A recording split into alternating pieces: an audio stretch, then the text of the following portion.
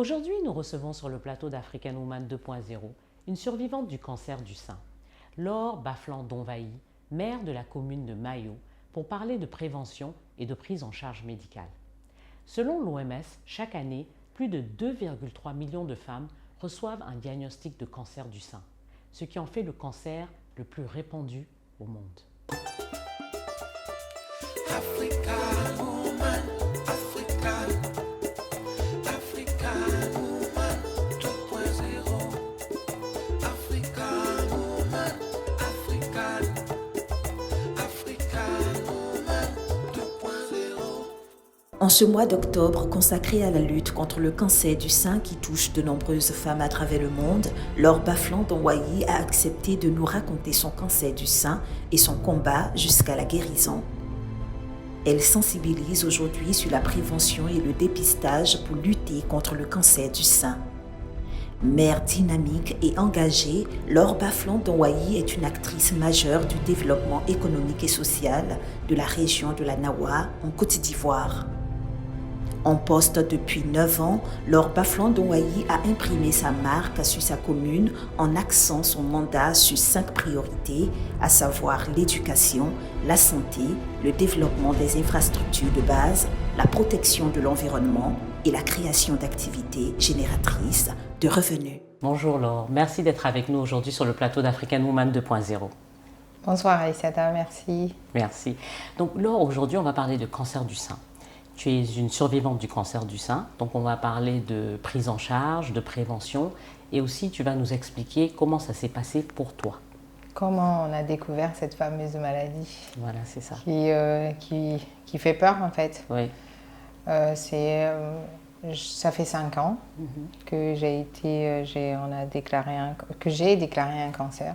C'est vraiment par hasard en fait qu'on a découvert. Je jouais à Capitaine America avec mon fils. Et puis avec l'épée, il m'a tapé sur le sein. J'ai eu une boule, je me suis dit, mais en fait, j'ai eu un bleu. Je me suis dit, c'est un bleu, je vais aller voir, en fait. Et puis de là a commencé l'aventure, en fait. Mais non, quand il t'a tapé, il y a eu le bleu, et c'est là que tu as senti la boule, en fait. Tout à fait. Donc voilà. Moi, je pensais que c'était un hématome. Par rapport au fait qu'il t'avait tapé avec l'épée. Tout à fait. Et après, ça partait pas. Ça partait pas. J'avais une boule. J'en ai parlé à mon mari. Je dis, en fait, j'ai une boule. Quand je jouais avec Charles Emmanuel, il m'a tapé sur le sein. Il faut que j'aille voir quand même. Et puis, il me dit, ouais, vous les femmes, vous avez toujours des problèmes, des fibromes, des trucs. Donc, va voir. Et c'est comme ça que je suis allée, en fait, à l'hôpital pour faire une échographie, pour voir si vraiment il y avait quelque chose, en fait. Et en fait, non, c'était pas un bleu. C'était le cancer du sein. Mais comment ça s'est passé? Explique-nous. Donc tu arrives à l'hôpital, on te dit un peu le processus. Le processus, en fait, je prends rendez-vous avec le médecin. Je lui dis, au fait, j'ai une boule dans le sein. Et voilà, j'ai expliqué pourquoi en fait je suis venue. Il m'a dit, on va faire une mammographie. Ça tombe bien et après on verra. Donc on fait la mammographie. On me dit, ah non, Laure, en fait, on va te faire une écho suite à la mammographie. Donc, on fait la mammo, après l'échographie. Et puis, je vois que, en fait, le professeur Diabaté me dit, je vais envoyer les clichés au médecin qui va t'appeler, qui va te dire. Et puis, je me dis, bon, on verra. Mais je sentais qu'il y avait quelque chose parce que le fait d'avoir fait la mammographie, après, il me dit, non, il faut qu'on pousse, il faut qu'on regarde. Il y a quelque chose qui, c'est pas bon, on va faire quelque chose d'autre. Mais j'étais à 1000 lieues de penser que c'était en fait le cancer. Je pensais que il y a eu un problème, mais en fait non. Ils savaient pas comment ils allaient me dire qu'ils avaient vu qu'en fait la boule que mon fils a tapée, il a tapé sur la tumeur. En fait, c'est ça en fait. Donc c'est mon fils en fait qui a fait que j'ai. Tu as été consultée. Voilà. Sinon, si j'avais pas, j'y vais faire une mammographie. On fait des contrôles en passant. On va dire la vérité. C'est ça. Et c'est comme ça que j'ai su que j'avais un cancer. Et à l'époque, tu avais quel âge? 45 ans. 45 ans. Et donc 45 ans, 4 garçons, allaitement, tout truc bien en fait, où tu te dis en fait tu coches les cases, tu as les bonnes cases en fait. Mais est-ce qu'il y avait des cas de cancer dans ta famille? Je suis le premier. Wow. Et donc, tu apprends donc on te donne le diagnostic. Quelle est ta réaction? En fait, c'est comme si en fait, tout te tombe sur la tête. En fait. Tu te dis, mais pourquoi moi? Tu as tout qui défile en même temps. En fait. Tu as peur, parce que le cancer égale mort, quand on se dit la vérité. Et 45 ans, ça faisait peut-être 1 an que j'étais mariée, j'avais des enfants en bas âge. Donc tu vois ta vie défiler, tu te dis comment faire. Il y a tout qui arrive en même temps en fait. Et bon, tu acceptes sans l'accepter, tu vas rechercher, tu parles avec les médecins, tu vois, il y a tout en même temps en fait. Cette journée, je pense que je vais jamais l'oublier en fait. Ouais. Le choc. Le choc, on me l'a dit, c'était chez moi à la maison. Les médecins se sont déplacés pour me le dire. J'avais ma meilleure amie qui était là, j'avais la marraine de mon fils qui était là, plus le professeur Didier Coco. Elle était là pour me dire en fait comment en fait, voilà, j'avais un cancer triple négatif, un cancer fulgurant. Oui, voilà, donc on a eu une dame donc qui a témoigné aussi. Voilà, donc il fallait agir vite. Donc ils te disent tu as un cancer, ok, mais on va faire la biopsie pour voir en fait quelle sorte de cancer tu as. Mais tout s'enchaîne très vite quoi. Le soir même j'avais un gala à Yamoussoukro. Le jour où on m'a dit j'ai un cancer, je suis allée au gala en fait. Mais je pense que c'est parmi Est-ce que tu voyais même quelque chose? Si, en fait, quand j'étais même au gala à Yamoussoukro, je me disais, en fait, ils savent pas que j'ai un cancer, hein, peut-être que je vais mourir dans 6 mois, en fait. C'est bizarre, en fait, cette réaction, en fait. En fait, tu te vois, c'est-à-dire c'est comme si tu es dans un autre corps et tu vois ta personne en train de faire des choses. Tu te dis, en fait, ils savent pas que j'ai une maladie grave, tu es obligé de sourire parce que tu viens, peut-être 3-4 heures avant, je viens de l'apprendre. Je rejoins mon mari à Yamoussoukro, qui lui, il savait, en fait. Donc, on évite de parler de ça, on veut faire comme si de rien n'était, mais en fin de compte, le diagnostic est déjà tombé, donc tu ne peux plus revenir en arrière. Donc, ça avance, voilà. Et donc, après, donc ils ont fait la biopsie, ils ont su ce que tu avais, et donc tu commences le traitement immédiatement, ou comment ça se passe? J'ai été détectée le cancer le 22 janvier. Le 16 février, je faisais ma première opération pour enlever la tumeur. Donc, on m'a enlevé la tumeur le 16 janvier. Et le 9 mars, je commence les chimio et tout ça. Mais ils t'ont pas enlevé le sein? Non, pas juste du tout. La boule. J'avais une tumeur de 6 cm. Relativement petit. C'est un cancer fulgurant. Il fallait faire très vite. Mais ce qui est bien, quand on m'a enlevé la tumeur, j'avais pas les ganglions qui étaient touchés. D'accord, donc ça n'avait pas encore... Ça n'était pas encore dit, c'était localisé. C'était localisé, donc ça c'était une bonne nouvelle. Donc on a fait l'opération et après ils ont analysé, parce que quand ils enlèvent la tumeur, c'est pour voir quel traitement te convient. Donc je vais voir l'oncologue, il me dit bon on va commencer ça, et puis l'aventure démarre quoi. Et quand tu commences la chimio, alors tu es malade, comment ça se passe? Pas du tout. En fait c'est ce qui est bizarre en fait. Bon ça dépend peut-être du stade des cancers. Moi j'étais bien portante, 2 mois avant je me mariais, donc vous voyez il n'y a rien en fait qui... Mais une fois que tu commences les traitements, c'est là que tu commences à être malade. C'est ce qui est bizarre en fait. Donc, et quand tu as commencé les traitements, tu étais malade? Première chimio, déjà la consultation chez l'oncologue. Tu demandes en fait c'est quoi une chimio, parce que tout le monde dit chimiothérapie. C'est une petite poche au fait rouge. Les cheveux qui tombent, enfin quand on dit même chimio... Même pas en fait, parce que ça dépend des chimios. Il y a des gens qui ne perdent pas leurs cheveux. Hein. Moi j'ai perdu mes cheveux. J'avais les cheveux là, j'ai pris 20 kilos à cause des traitements, donc ça a changé carrément ma morphologie, tout le corps en fait. Mais première chimio, plus de cheveux. Avec mon oncologue, c'était bien, on faisait action vérité quand j'allais le voir. Donc première consultation, on consulte quand même pour voir en fait les traitements que tu vas avoir, comment tu vas réagir en fait. Je pense que ce qui est bien aussi, tu vas voir un psychologue aussi parce que en fait, voilà, c'est une maladie, ça fait peur hein, franchement. Donc quand je suis allée voir l'oncologue, il m'a dit action vérité, je dis je vais perdre mes cheveux, il m'a dit première chimio, plus de cheveux. J'avais les cheveux au bas du dos.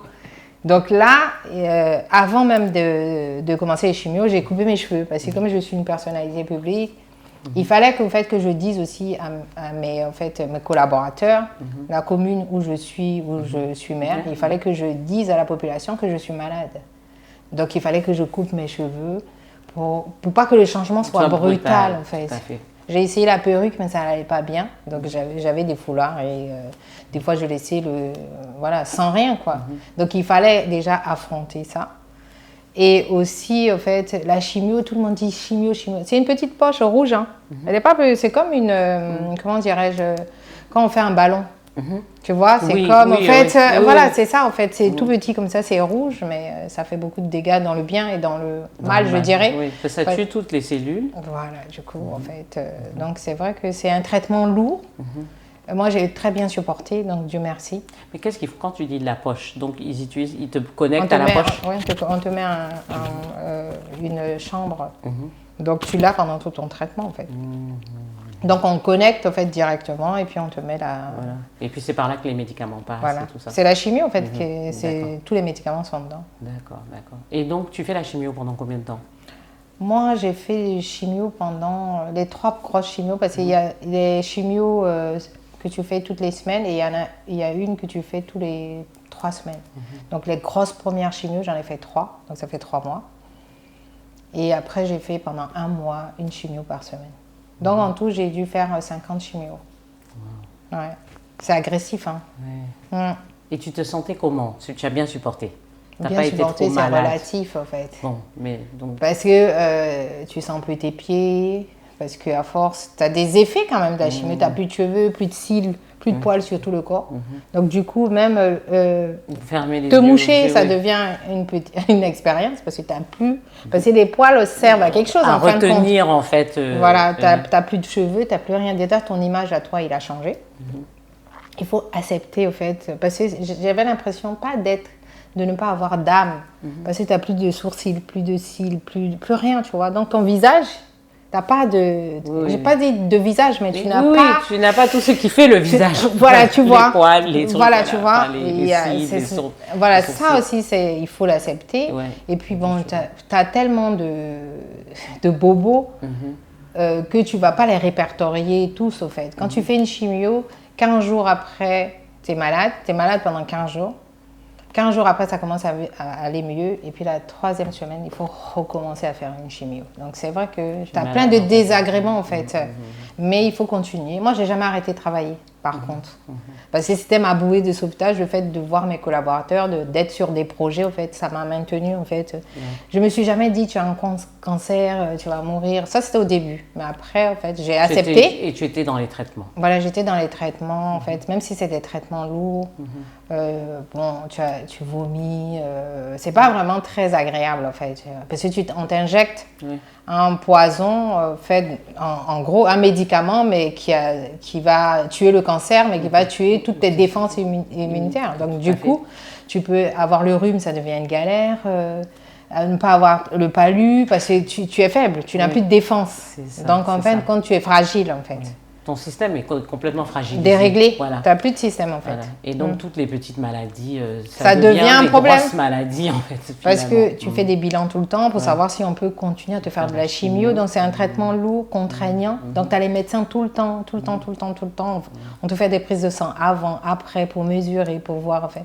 C'est vraiment un traitement lourd en fait pour une personne qui est bien portant. Alors imagine quelqu'un qui a le diabète ou qui a une maladie autre que, en plus le cancer, ça devient encore plus difficile à gérer en fait. Ouais, tout à fait. Et comment ta famille est-ce que tu en as parlé à tes enfants? Ils étaient jeunes. Ouais. Donc, mon fils avait 3 ans, le dernier avait 3 ans.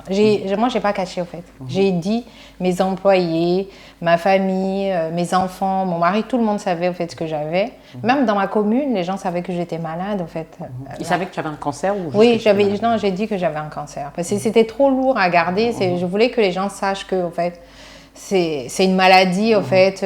Moi-même, j'avais peur de cette maladie au départ. Quand quelqu'un a un cancer, 80% dit il meurt. Donc, tu vois, c'est difficile. Mais j'avais mis... Tout le monde est au courant. Et quelle était leur réaction? Comment les gens réagissaient vis-à-vis de toi quand ils ont su? Tu as plusieurs réactions. Il y en a qui ont pitié, tu le vois, tu ne le caches pas. Il y en a, en fait, qui ne veulent plus te croiser parce que, en fait... Ils ont peur, moi, en fait. Je regarde des photos maintenant et je dis à mon mari, mais j'étais vilaine pendant ma maladie. J'étais malade. Mais oui, j'étais malade. Mais tu imagines, en fait, du tout au tout, tu changes d'apparence physique. C'est pas facile, en fait. Donc, je disais, j'étais gonflée par la chimio et tout. Donc, il y a des gens, ça leur fait du mal de te voir comme ça. Il y en a d'autres. Moi, j'ai des gens qui m'ont fait des réflexions. Ah, on a vu que tu as grossi. Ça va, tu peux grossir, en fait. Oh, j'étais malade, tu vois. Donc, tu as eu toutes les réactions des gens qui t'ont fui pendant toute ta maladie parce qu'ils ne supportaient pas de te voir. Il y a des gens qui te demandaient, il y a des gens qui n'ont pas parlé. J'allais pas au restaurant pour pas, en fait... mettre mal à l'aise. Mal à l'aise les personnes, voilà. J'allais en France de temps en temps et là, j'allais au restaurant parce que personne ne me connaissait. Donc, je faisais les magasins. En fait, c'était un peu ma bouée de sauvetage. Mais c'est une maladie qui est dure parce que si l'entourage ne t'accompagne pas, c'est difficile de vivre ça seul.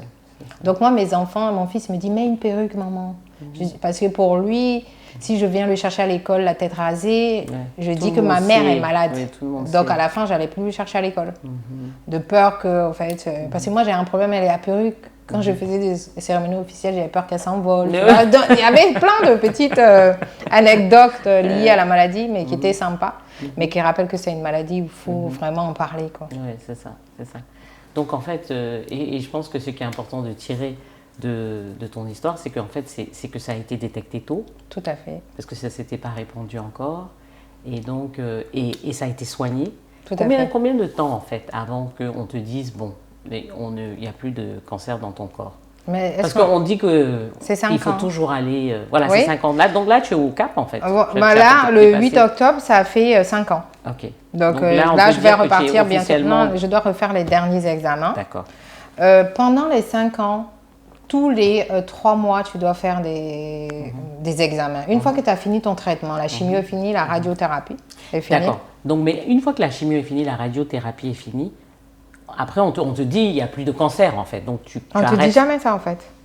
Okay. Tu continues à faire des examens. D'accord. Mais à un moment, il faut que tu arrêtes la chimio et la radiothérapie. Oui, moi j'ai tout arrêté parce que c'était un cancer triple négatif, c'était pas un cancer hormonal. D'accord. Donc en fait, on m'a donné tous les médicaments, on a enlevé la tumeur, on a bien gratté pour pas qu'il regarde on a regardé si voilà, il n'y avait rien.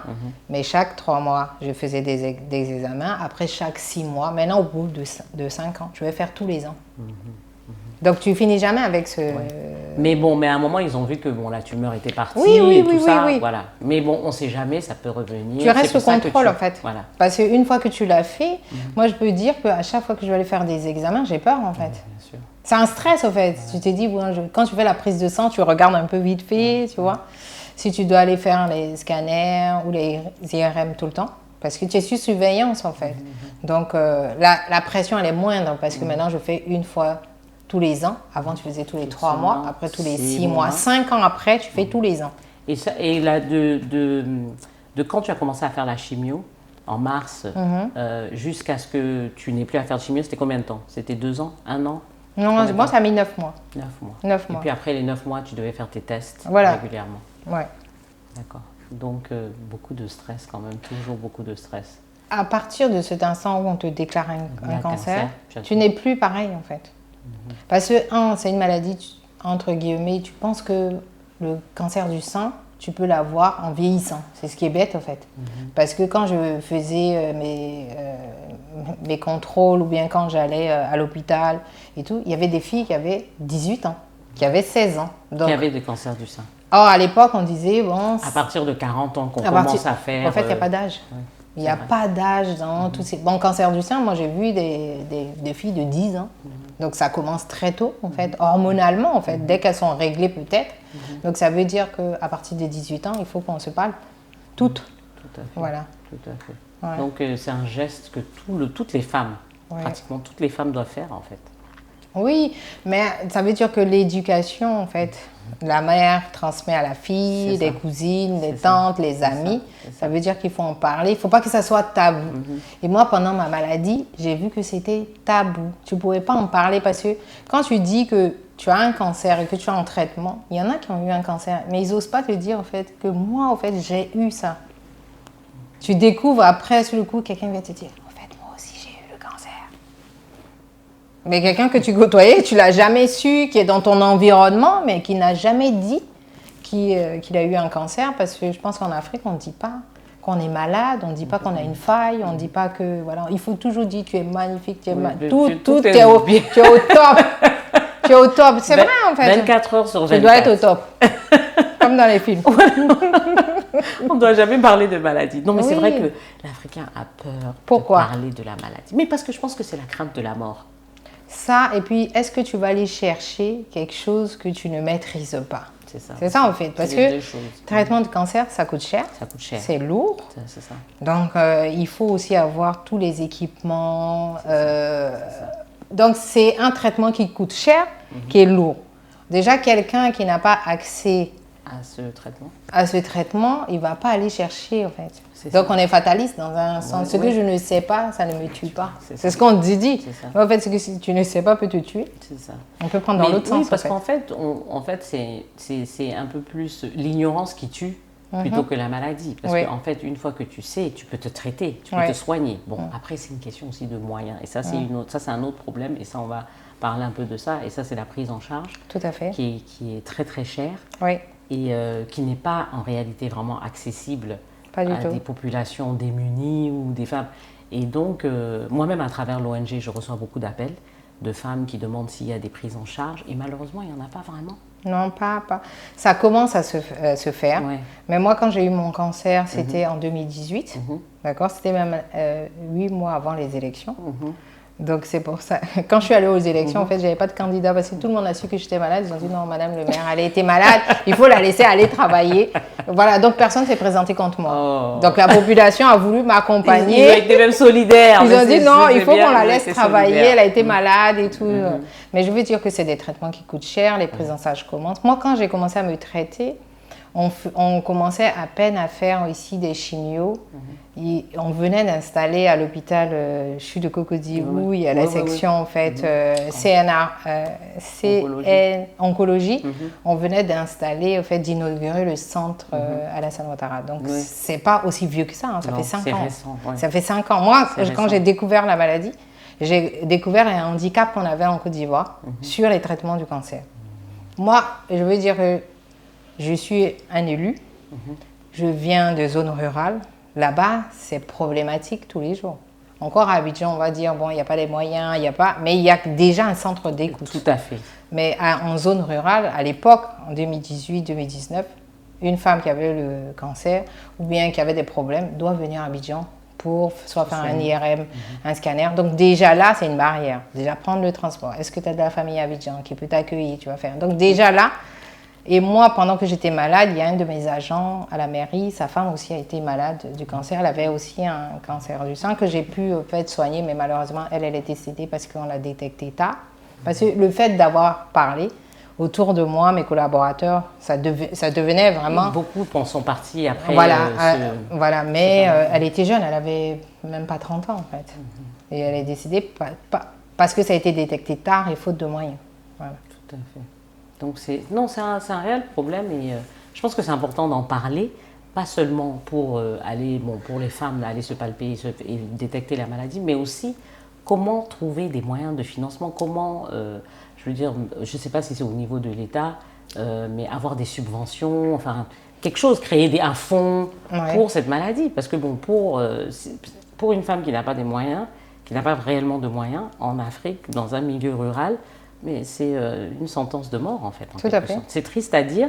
C'est vrai, il faut se palper, il faut faire tout ça. Mais si on n'a pas les moyens, qu'est-ce qu'on fait? En fait, c'est des réflexions en fait, qu'on doit avoir. En fait. C'est vrai qu'il y a un centre à Abidjan qui est ouvert, certes. Mais est-ce qu'on peut aller payer le centre? C'est ça? C'est cher à moi. Je me rappelle que, bon, c'est vrai que j'ai la double nationalité, c'est vrai. J'ai pu me faire soigner en France et à Abidjan. J'ai fait les deux. J'ai une bonne assurance, d'accord? Mais un traitement de chimio, quand on regarde tous, 9 000 euros, 10 000 euros. C'est ça. Donc ça fait 5 millions, 4 millions.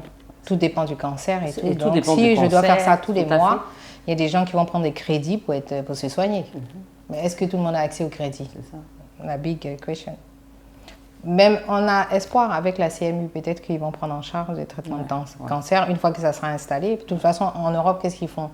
Ils font des associations, ils créent des ONG, ils récoltent des fonds, que ce soit la société civile, les ONG ou après l'État, tous ensemble, ils essayent de mettre un fonds. Parce qu'en France, il existait à l'époque l'ARC pour le cancer, où on pouvait faire des dons chacun. Moi, je suis sensible à ça maintenant parce que je l'ai vécu. Bien sûr. Donc, si demain, il y a une association ou bien l'État met en face un fonds où on peut au fait cotiser, donner des fonds, faire des appels de fonds, pour cette maladie, pourquoi pas? Parce qu'en Afrique, on fait plus de cancers qu'en Europe. Mais c'est ça. Et en fait, bon, on parlait de ça d'ailleurs avec la Ligue ivoirienne contre le cancer du sein. Et donc cette année avec notre ONG, on voulait justement prendre en charge un malade. Donc tes dons sont bienvenus. Oui, il n'y a pas de problème. Non, mais parce que c'est important en fait, parce qu'il y a des gens qui ne peuvent pas payer. Donc il y a des cas, vraiment, si on peut aider. Bon, c'est à une petite échelle, en espérant que demain, l'État fasse quelque chose, subventionne, parce que c'est les médicaments, l'accès aux médicaments aussi. En fait, c'est ça qui est parce qu'il y a des chimios, il y a des cancers que tu traites toute ta vie qui sont devenus maladies incurables, en fait, comme des maladies qui existent. Donc, tu prends un comprimé tous les jours et c'est une chimio, en fait. C'est ça. Mais maintenant, il faut voir qu'est-ce qu'il faut mettre en place. Parce que c'est vrai qu'on peut critiquer facilement, mais après, en fait... mais c'est clair que... Mais en fait, c'est une réflexion qu'il faut qu'on commence. Parce qu'à un moment, je veux dire qu'il y aura... Je pense qu'il n'y aura pas moins de cancers du sein, mais plus. Et pas seulement des cancers du sein, d'ailleurs, tout type de cancer. Parce que moi, je connais des gens qui ont des cancers du pancréas, cancer du ici, il y a beaucoup de cancers de la prostate. On n'en parle pas. Oui, les hommes, voilà. Mais ils n'en parlent pas en plus. Personne n'en parle parce que c'est la virilité, les gens ont peur de ça. Je pense que, en fait, c'est ça. Et c'est pour ça que c'est bien que tu en aies parlé, je pense. Et j'imagine que ça a sensibilisé toutes ces personnes autour de toi qui ont été au courant, qui elles aussi peut-être se dépistent maintenant régulièrement parce qu'elles se disent que voilà, tu as survécu. Parce qu'en fait, c'est ça en fait. Je pense que le fait de montrer ces survivants donne espoir à ceux qui se disent que c'est incurable. C'est pas incurable du tout. Non, tout dépend. Si tu arrives à le détecter tôt, eh bien... cancer du sein. Pendant ma maladie, j'ai des amis qui sont fait en fait diagnostiquer de cancer. J'ai 2 personnes en Côte d'Ivoire que je connais qui sont venues me voir, qui ont su que j'étais malade, donc du coup sont allées et elles avaient 2 cancers. Et c'est des personnes qui ont survécu. Oui, et qui n'ont pas de problème de moyens ou pas. Donc ça veut dire que la sensibilisation, parce qu'on pense toujours que c'est loin en fait. Oui, c'est ça. Et on est tous dans la vie active.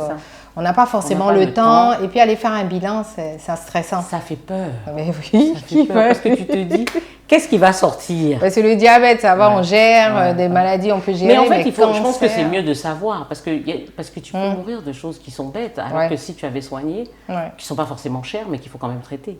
Donc, c'est important d'aller faire le bilan, je pense. C'est important, mais il n'y a pas que le bilan. Parce que moi, je faisais des bilans tous les 2 ans, tous les ans. Oui. Mais on ne détecte pas le cancer par un bilan du sang. Sauf si on recherche quelque chose en particulier, tu vois. Mais la palpation quand même, ça joue. Si on le fait régulièrement. Ça oui. Et puis échographie, mammographie. Tout à fait. Mais il y a des cancers de l'utérus, il faut aller chez le gynéco au moins une fois par an. C'est ça. Voilà, on est des femmes, on sait que on peut développer en fait des cancers utérus, sein, c'est nos principaux cancers entre guillemets. Tout à fait. Donc il faut le faire. Mais je ne t'ai pas présentée d'ailleurs, parce que tu es mère de Mayo. Oui, je suis mère de Mayo. Donc, ce serait bien que tu nous parles un peu de ça, parce que tu es une femme élue, on n'en a pas beaucoup. Donc, pourquoi cet intérêt pour la politique, justement, alors? J'adore ça, j'aime les personnes, j'aime construire, et puis surtout en équipe. Voilà, donc c'est vrai que je suis élue depuis 2013, je viens d'être réélue mon 3e mandat, et aussi j'ai été élue au Sénat il n'y a pas longtemps, donc je suis sénatrice maire en fait. Félicitations. Et donc, mais qu'est-ce qui t'a poussée à la politique? Comment je suis arrivée à la politique, c'est des chemins détournés. J'ai commencé par les associations de parents d'élèves dans les écoles. Donc quand mes enfants allaient à l'école, voilà, c'est comme ça que j'ai commencé. Et puis de fil en aiguille, une copine qui me dit, parce que moi j'ai commencé la politique en France. Voilà, elle me dit, en fait, on cherche quelqu'un, est-ce que ça t'intéresse de participer à une liste et tout. Par contre, en France, j'ai commencé la politique, mais j'avais pas de carte. Je ne suis pas allée dans un parti. J'allais pour des idées, des personnes, voilà, pour ma ville où j'habitais. Voilà, je voulais contribuer. Et c'est comme ça que j'ai démarré. Après, je rencontre mon mari et puis je viens ici en Côte d'Ivoire et je dis, j'aimerais bien en fait me frotter à la politique. Mais c'est surtout parce que la mairie, c'est de la politique. S'il faut venir d'un parti pour accéder ou bien être indépendant, peu importe. Mais c'est surtout le développement local. Oui, c'est ça. C'est le développement. C'est ça qui t'a intéressé en fait. Le meilleur en fait, c'est vrai que député, c'est vrai, on fait les lois, sénateur aussi, c'est une complémentarité. Parce que être élu local et après aller au Parlement, ça a un sens. Mais c'est le développement local qui t'intéresse. Ouais, ça m'intéresse. En fait. Tu aimes être sur le terrain, tu aimes les gens, tu l'as dit. Voilà, apporter quelque chose en fait à à ma communauté, à où je vis, voilà. C'est ce qui m'a fait que je suis rentrée en politique, en fait. Et je vois que tu t'es représentée 3 fois. Bon, il y a une fois où on t'a dit vas-y, mais tu t'es représentée 3 fois, donc c'est quelque chose que tu aimes vraiment. Oui. Et tu vois l'impact que tu as sur les gens, tu vois cet impact. Et qu'est-ce que tu dirais à des jeunes, justement? Parce que beaucoup de jeunes femmes hésitent à rentrer en politique, alors que on dit toujours justement que pour pouvoir impacter, il faut être à des postes de décision. Oui. Et justement, être députée, sénatrice, ce sont des postes de décision. Qu'est-ce que tu leur dirais pour les encourager à s'engager? Moi, je trouve que en fait, c'est bien de s'engager pour la communauté, pour ton pays, pour ta région, mais il faut d'abord le vouloir. Tout à fait. Déjà. Tout à fait. Il faut avoir l'âme de militer, de faire partie d'un groupe. Déjà, un. Deux, il faut que ta famille l'accepte, parce que en fait, on n'en parle jamais de ça. Si tu es marié ou bien si tu as un petit ami, il faut qu'il puisse en fait, accepter ça en fait. Parce que moi, quand je pars dans ma commune, je reste une semaine, il faut que je gère la maison, il faut que je gère aussi mon mari, il faut que... Voilà, donc je veux dire que c'est un ensemble de choses. Un, on n'en parle pas beaucoup, mais il faut un peu avoir les moyens, c'est une réalité. Les gens vont dire oui, madame a dit ça, mais c'est vrai. Parce qu'il faut savoir qu'en Côte d'Ivoire, un maire, il gagne 300 000 par mois, entre 300 000 et 400 000, d'accord? Donc il faut avoir un peu les moyens pour te déplacer, pour faire ce que tu as envie. Tu dois investir ton propre argent. Voilà, je veux dire que si je veux faire un projet, il ne faut pas penser aller à la mairie pour recevoir. Il faut donner. Voilà. Mais on commence en militant. Moi, j'ai tracté. Quand j'ai commencé la politique en France, je fais des tracts, je vais dans les boîtes aux lettres, je vais sur les marchés, j'explique pourquoi. Ce projet-là me tient à cœur. Voilà. Il faut être proche de ta population. Parce qu'il ne faut pas vouloir rentrer en politique pour un titre, pour un poste. Et il y a beaucoup de politiciens qui vont une fois... chacun fait comme il veut, comme il peut. Mais il faut être proche de la population. Et pourquoi tu t'engages? Moi, c'est mon 3e mandat, les gens vont me dire, mais pourquoi donc ça va faire 15 ans, 10 ans, pourquoi tu retournes?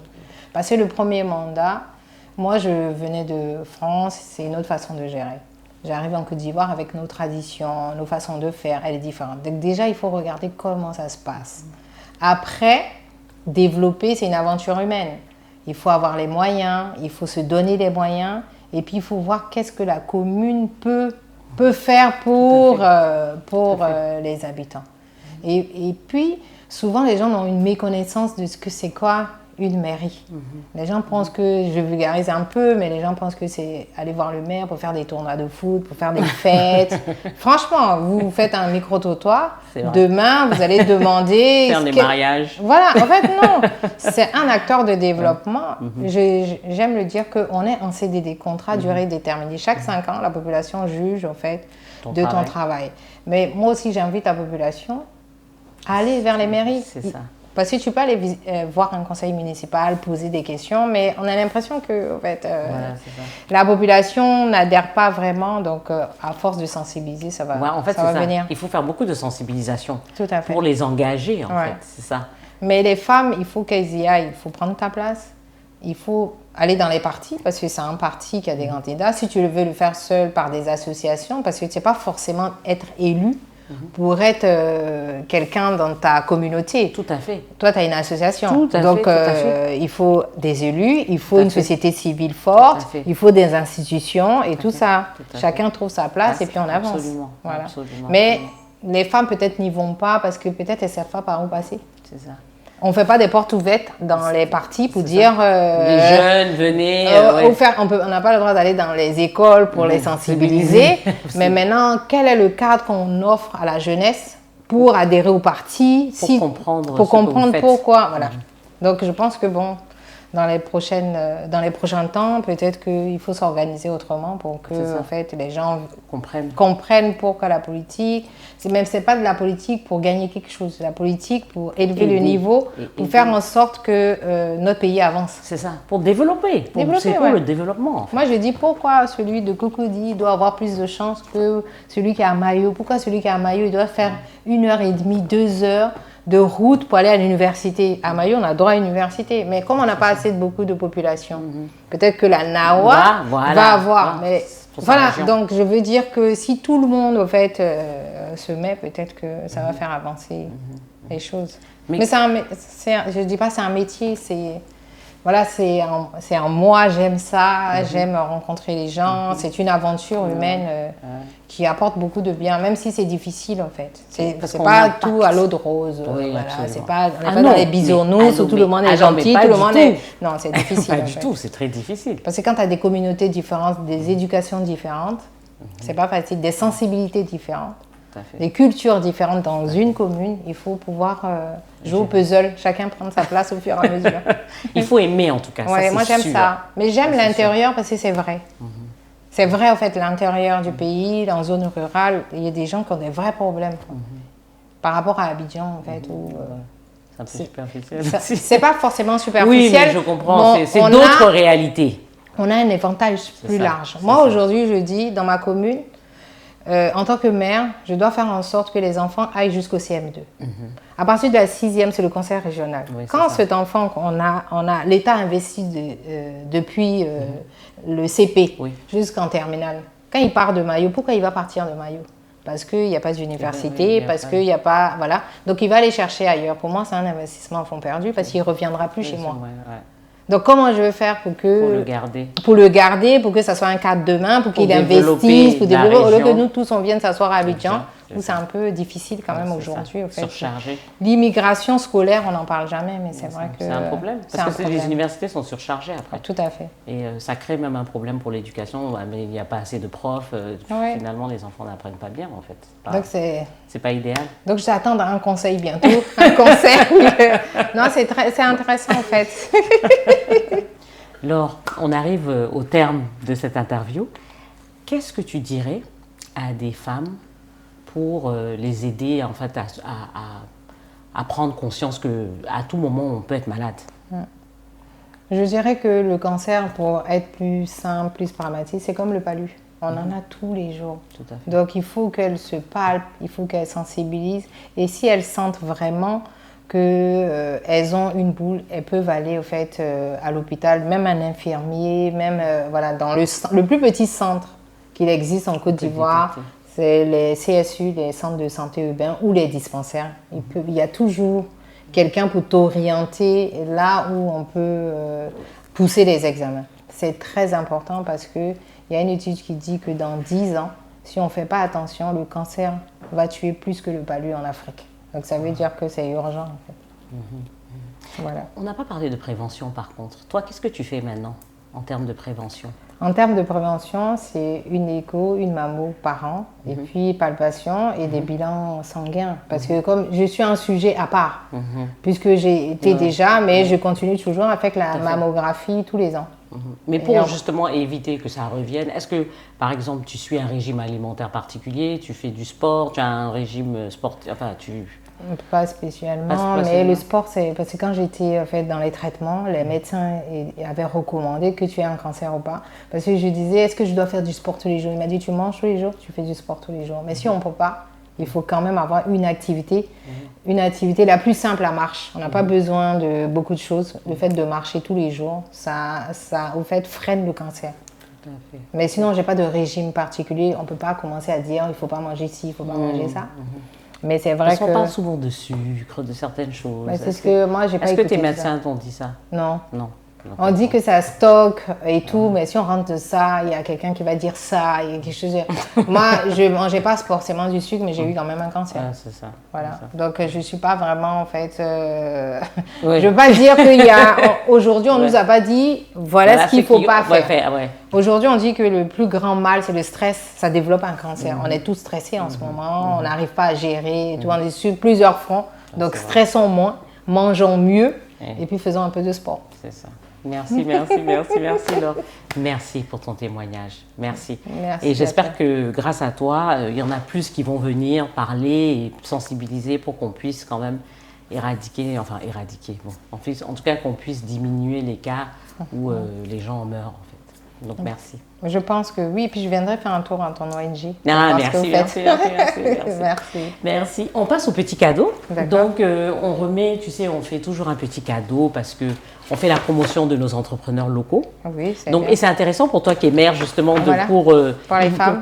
Pour les femmes, si elles ont des produits, les aider à faire.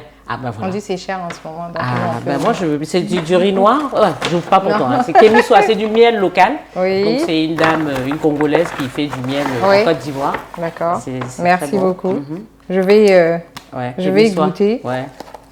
je peux ouvrir. Oui, bien sûr. Je vais pas. plaisir. C'est bien emballé avec oui, le curry en avec fait. le curry. Ah. Ouais. C'est un peu. Voilà, je vais faire comme ça. Ouais. On voit ceux qui ont l'habitude d'ouvrir les cadeaux. Voilà, donc,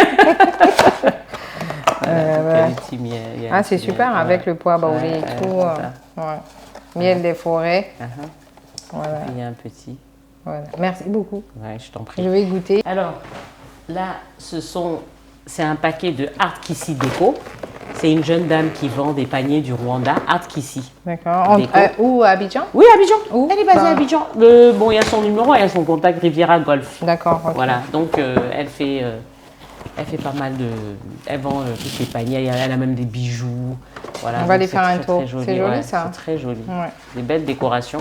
Vous lui Tu peux direz mettre à la merci. maison ou au bureau. Ouais, d'accord. Et puis pour finir, bon ça c'est notre partenaire Zino. Hein, Ouais, donc ouais. Merci. j'imagine que tu sais plus ou moins ce que tu vas trouver. Oui. Voilà. Zino qui nous accompagne toujours Pour. sur nos différents événements, sur le branch du African Woman. En même temps, il est mieux. Voilà. C'est un J'adore ce parfum. parfum. là. C'est vrai? Oui.